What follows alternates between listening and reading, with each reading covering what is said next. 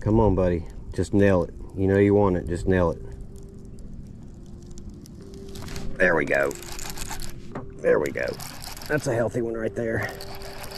What's up, guys? Welcome to the channel. If you've been here before, welcome back. Today we're talking about late winter to pre-spawn transition, when you know some of those spring rains, late winter spring rains, snow melt, runoff, things like that. You got considerable amount of stain in the water, and it gets pretty tough to catch the bass. I'm not gonna lie, I poked around for a little while, fished for a few hours yesterday, fished for a few hours today, finally put the pieces together. Man, it's something that I already had in my brain. I just took me a little bit to put the pieces together because I've been so sidetracked by doing what I've been doing all winter in the clean water. But today we're going to talk about how to catch those bass when they're still in deep water. They're moving up, stepping up that hill from their winter haunts and getting a little bit more into the pre-spawn mode. And I'm going to tell you the #1 bait to use to catch those bass and convert some of those fish that look like they're just not willing to feed, and take those fish that you see on your screen. You don't have to have scope for this. This is a very simple, basic technique that a lot of people use, and I'll give you the details on my setup and baits that I like to use for that. We'll throw in some secret stuff that not a lot of people talk about, but stay tuned. This is going to be a good one, guys. Thanks for watching. Please remember to subscribe if you haven't already. We're at 930 subscribers as of today or yesterday or something like that, but we're getting close to that 1,000 subscriber mark. So thank you all for subscribing and watching so far. I plan to continue to try to bring you weekly videos, or at least bi-weekly, and bring you quality content with stuff that you can put to use. None of this BS. Look at this bait. This bait outfishes every other bait like this, every other crankbait, every other jerk bait. I'm not going to feed you any of that BS. Please subscribe. I'll tell you the truth. Thanks for watching.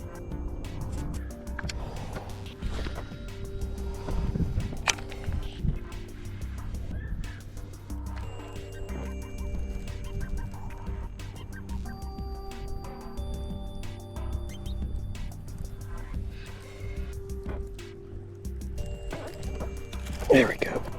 Big one.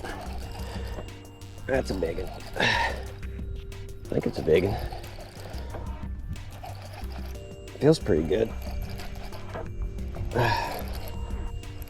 He's digging. Oh yeah, that's a good one.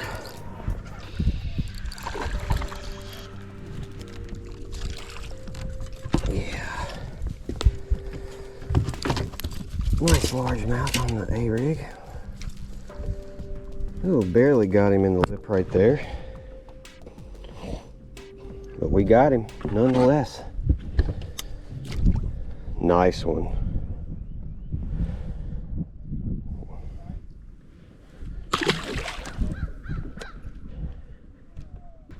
Alright guys, so when you're in the pre-spawn of the year, this happens a lot.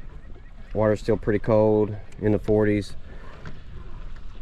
Locator says 47, but it varies depending upon what part of the lake you're in. And it puts you in kind of a weird spot when the water gets stained like this. But usually the key to getting bites for me, scoping in stained water or just fishing down the bank, either way, is the umbrella rig.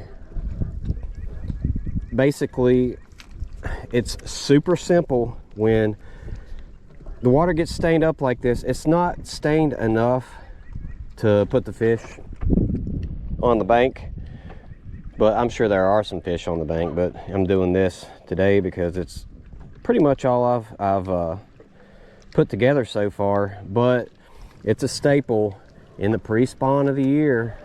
Those February, March, April rain, snow shower, runoff, your reservoirs get stained up like this. If you watch MPFL, you've probably seen the the lake coming up and the run-ins and things like that. We don't have any good run-ins here on this lake, but it's similar. We've got, you know, kind of high walls, steep banks, a lot of bluffy type stuff here.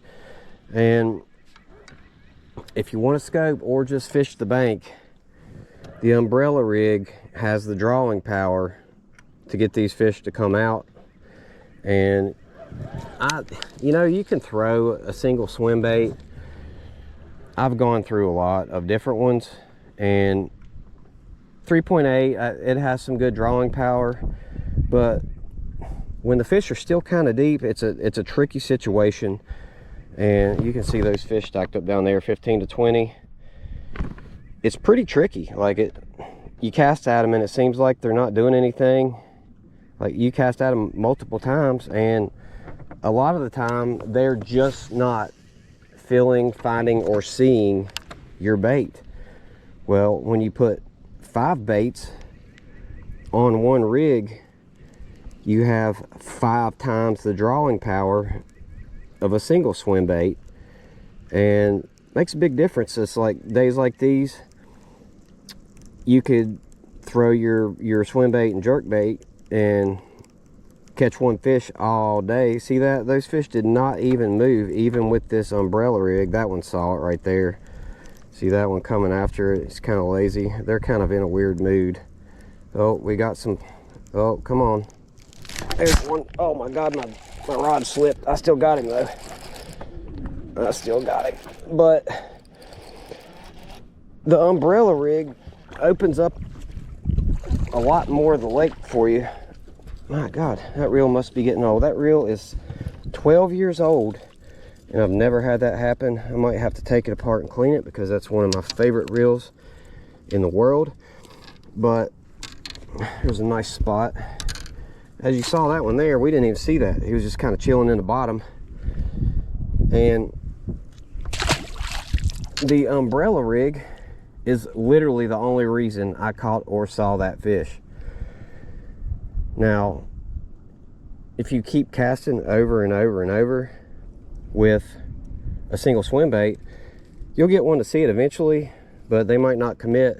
This is a huge time saver when you're trying to generate bites or find fish or anything like that. There's a tournament over here tomorrow that I may or may not fish, but so I'm not really railing on them today.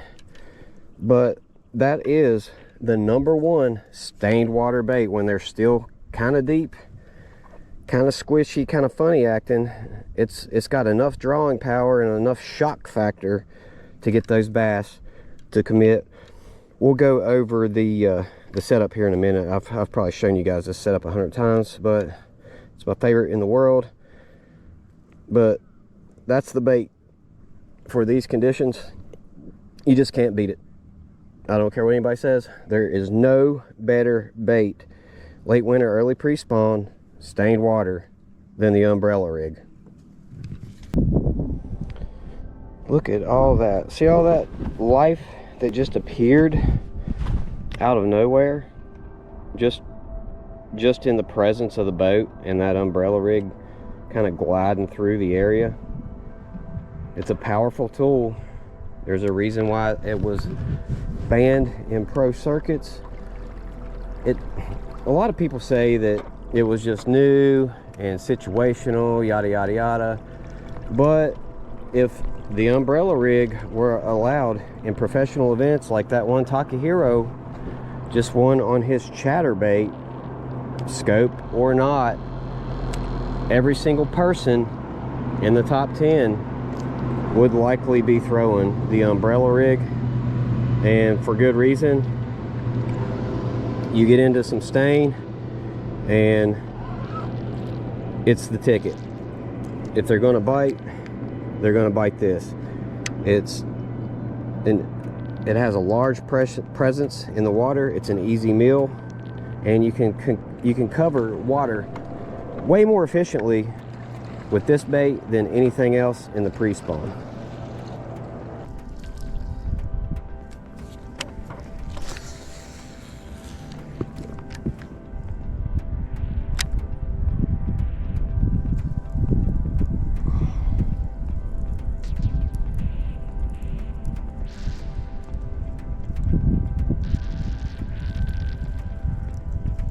Come on, buddy.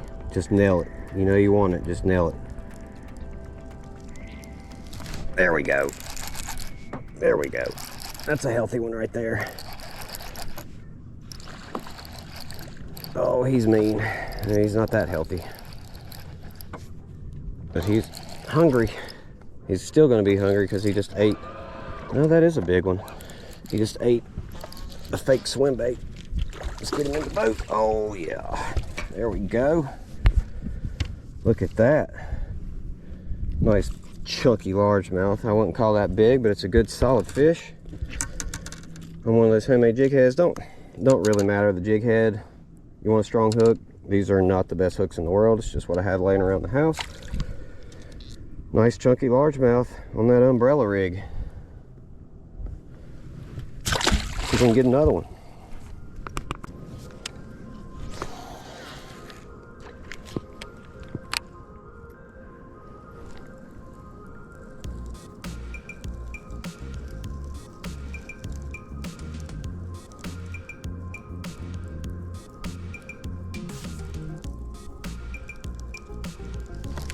There's another one.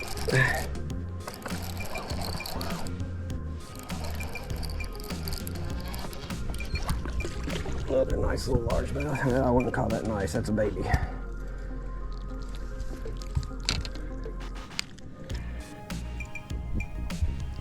Still a good time.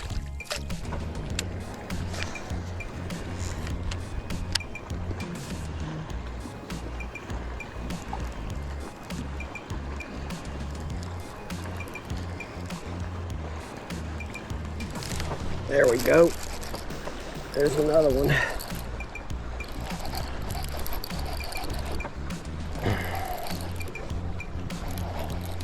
It's a little better. Yeah, that's a thick one there, buddy.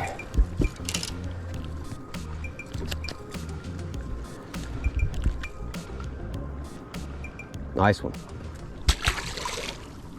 Let's swap out and try the other umbrella rig and see if finesse versus bladed makes a difference. These are smaller fish. They're fairly aggressive.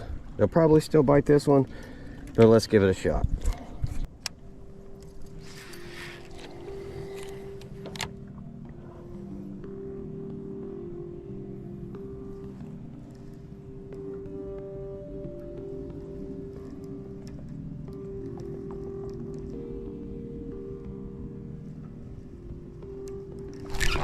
There we go. Oh, that's a bigger one. Looks like we got a big one on the bladed rig. Oh my gosh, look at that sucker. Holy crap.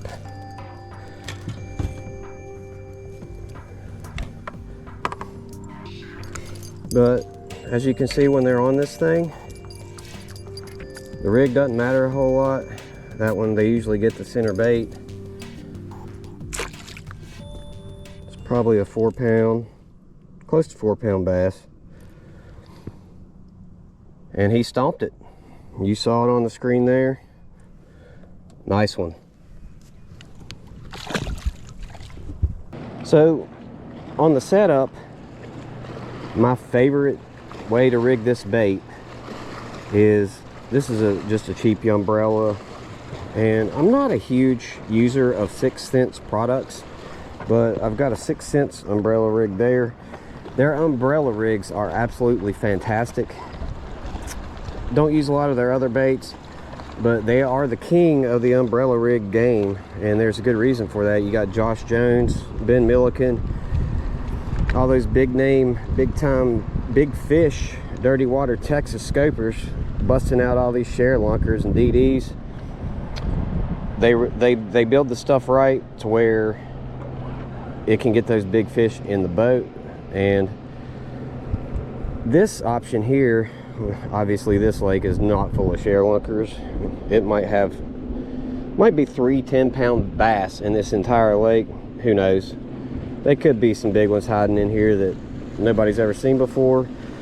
But for your spotted bass, smallmouth, largemouth, you know, good bag of largemouth here, is 15 pounds, even in the pre-spawn. You know, 15 to 20 usually rounds out the top 3.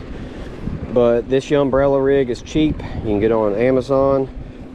You can get it at Walmart or whatever, wherever, rigged with Kitech swim baits. That's 3.8 in the middle in Sexy Shad. Those are super shad all the way around. And 3.3, I've got 2 1/8 ounce jig heads on the bottom, a 1/16 in the middle, and I have gotten to where I was fishing in Tennessee a lot last year, and you could only have 3 hooks.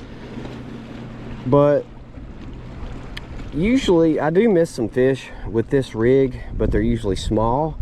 But I've been using centering pins on the top 2 wires here, and just running that up in swim baits that have been torn down into the body. Like if one of these gets torn, just throw it in a bag or in a pile, and then if one of these gets damaged or discolored, swap that out with one of your torn swim baits, because these things are what, $1 or $2 a piece these days. Just put your torn swim baits on the centering pins on the top. You'll still get your fish in the boat. You might have one chew on it here and there and not get it, but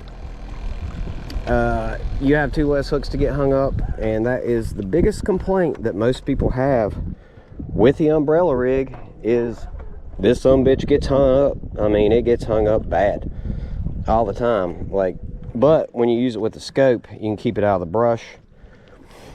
But that's my rig for the umbrella. That's just a umbrella Walmart cheapest umbrella rig you can probably buy, other than those weird funny ones that's got that mushy wire on Amazon. Those are home poured swim bait jig heads. I use a shaky head mold and pour those, because it's not super critical, because when it's in the water, that presence is your main event. Like, it's putting off a lot of noise, it's got a lot of drawing power, and it's natural. There's bait is balled up this time of year, until you see the bait bust up and fish chasing around a lot of singles. This is probably going to dominate all the way up until the water gets into probably the mid 50s, and you might see a single dominate when the water clears up. But that is 20-pound Seaguar Red Label. You don't need a bunch of different lines. I don't care what anybody says. I'll do a fishing line video later on showing you I only use 3 types of line for everything. Literally everything, 3 types of fishing line. That's an old Quantum Vapor 7.6. It's like kind of like a Hackney Bend type. It's a moderate. It's called, it's rated as a 7.6 heavy extra fast. This is not an extra fast. See how much that rod, it's like more of a moderate bend, but it's supposedly a flipping stick. But it's absolutely my favorite A-rig rod in the world, and if I find another one on eBay, you better believe I'm gonna buy it, because that is a perfect bend. Probably would make a fantastic chatterbait rod as well. You've seen that a lot lately online. And that is a first generation Daiwa Tatula. The ones that had I think they had the zillion guts in them. They built them out of leftover parts, and they were high-end parts, and it's blatantly obvious that this reel is made of high-end parts. It's a 6:3 to 1 gear ratio. But basically, if you're scoping with it, you can use anything. I've got an 8 to 1 reel down there on Tatula rod. It's a little too stiff, so this is the one I always end up with in my hand. But you could use a heavy cranking stick, or with this light of a jig head, you could use just a standard medium heavy rod. But that's the rig and setup for the umbrella rig. Let's poke around and see if we can drum something else up with this thing. We don't have a lot of time on the water today, but that is your ticket. When the water gets stained, it's still cold, the fish are still kind of deep. That's the money maker right now. Please remember to subscribe, guys. Thank you so much for watching. We're getting close to that 1,000 subscriber mark. I will put some affiliate links in the description below, and they may or may not have exactly what I've got, but I don't have all I have is the YouTube affiliate links, but I'll provide those if you would like to purchase something, one of these products. If you buy it through that link, it'll help the channel. Thanks for watching. And there are a lot of fish right here. It's kind of crazy how when you turn the boat around at a different angle, you can see more fish. Let's see if we can get another bite here real quick.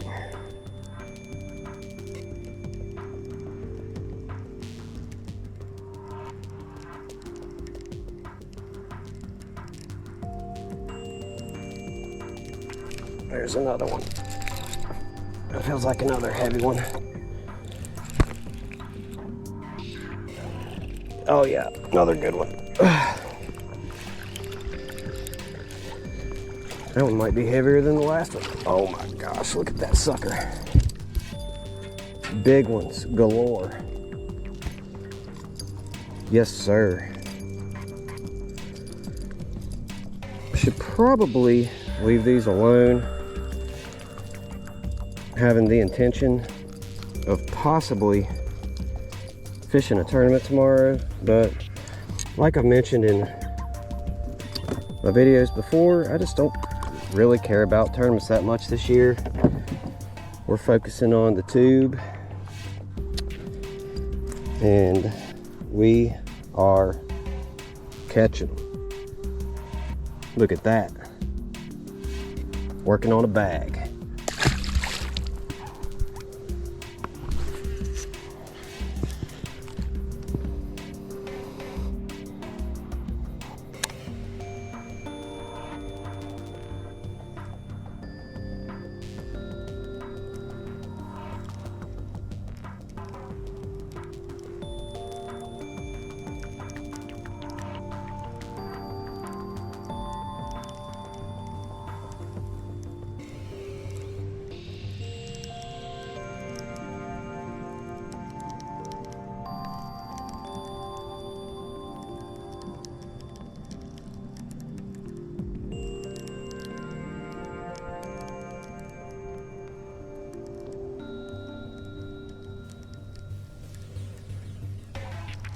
There's another one.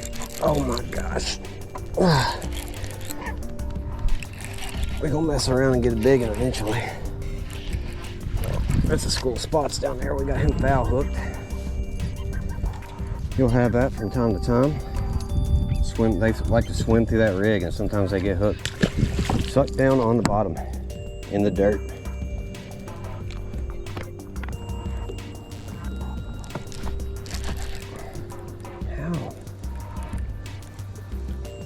They're big. How am I missing them?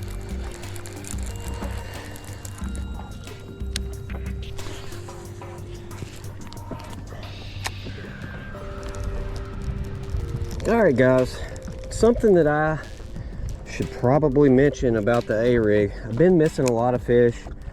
I'm using one with 5 baits, 5 hooks now because I was missing some fish. But I didn't make the adjustment. But typically when you start missing a lot of fish, in my experience anyway, they're feeling the bait and they're swatting at what they're finding with their lateral line or the vibration in the water. And usually that's when you want to go to white, like something opaque or solid, not one of these translucent colors. And I wasn't planning well, actually I was planning an A-rig, but I forgot my A-rig box, so I'm just using stuff I scrapped together that was already in the boat. But if you start missing a lot of fish, try like chartreuse or a solid white, some kind of solid or a thumpier swim bait with solid, you know, like a money minnow or something with solid sides, and usually that'll help mitigate the losses, or whatever you want to call it. I'm speaking in work terminology now, but that'll help you convert some of those misses into catches. And sometimes it's just small fish, but if you are missing a lot, and they look like they're big. Time for a color change.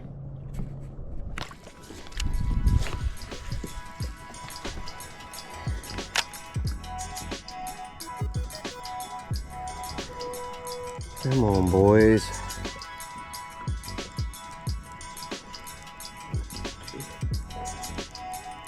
Come on. Got him. There we go. Ah, that feels like a pretty good one. Not that big. Just a solid one. Oh man, that's like a fat boy. Good old umbrella rig. Who'd have thunk it?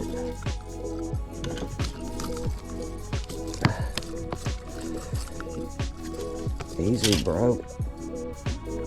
There we go. Not bad. Pretty good one.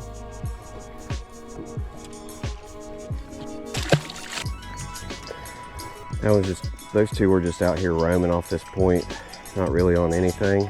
And as you can see, the water's stained, so they could be anywhere.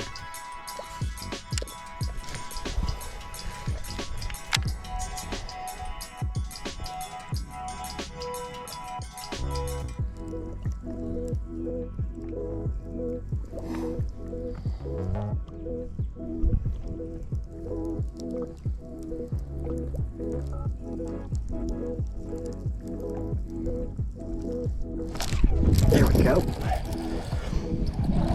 Man, that one shot out of there like a rocket. Nailed it.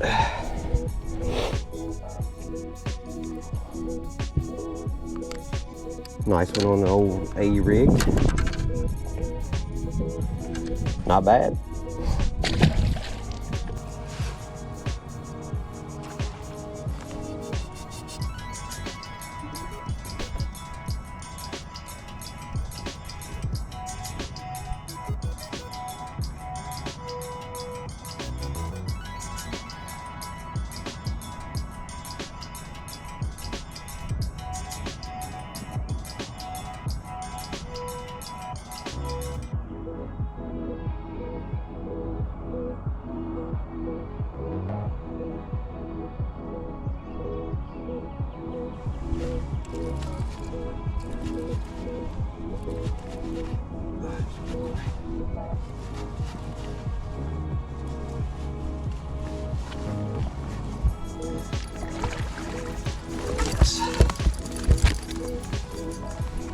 That's a good one right there, boys.